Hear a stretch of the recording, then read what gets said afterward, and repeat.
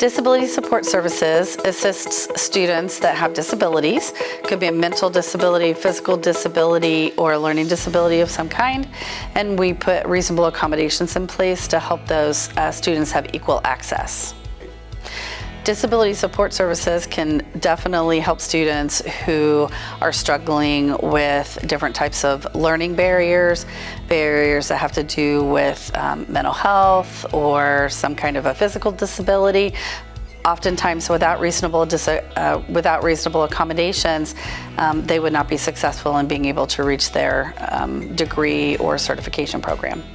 It's extremely valuable because I didn't get this sort of support at my public school, and it made me feel really isolated and like I just kind of was supposed to just trudge through it on my own, which in high school made me not enjoy school whatsoever and just kind of view it as a chore and not really want to pursue a higher education.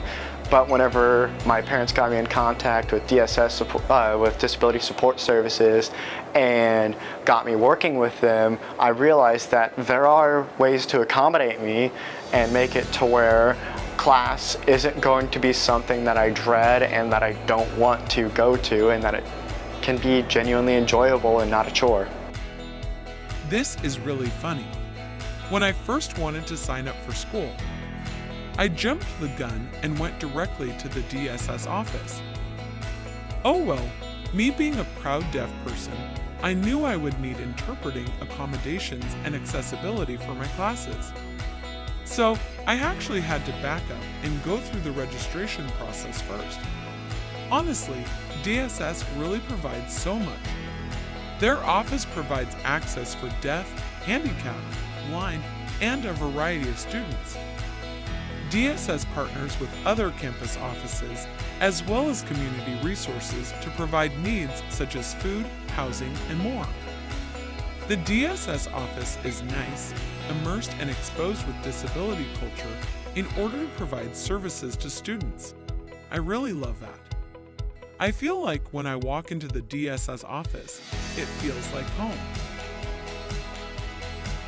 Well, a lot of times when in my capacity of Director of Student Conduct, a lot of students, they have mental and emotional instabilities, and that gives me the opportunity to offer the resources through counseling services to provide the best support that we can for our students. I think it's incredibly important to get the message out that students have these services available to them, because if an accommodation, for example, can make the difference between success and failure, they need that accommodation.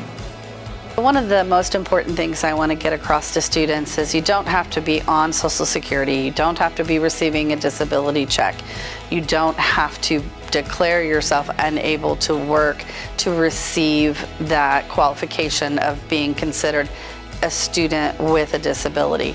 Even if it's just a short-term disability, a long-term disability, some kind of diagnosis that's affecting you in school, come talk to us. Chances are there's a lot of things that we can do to help.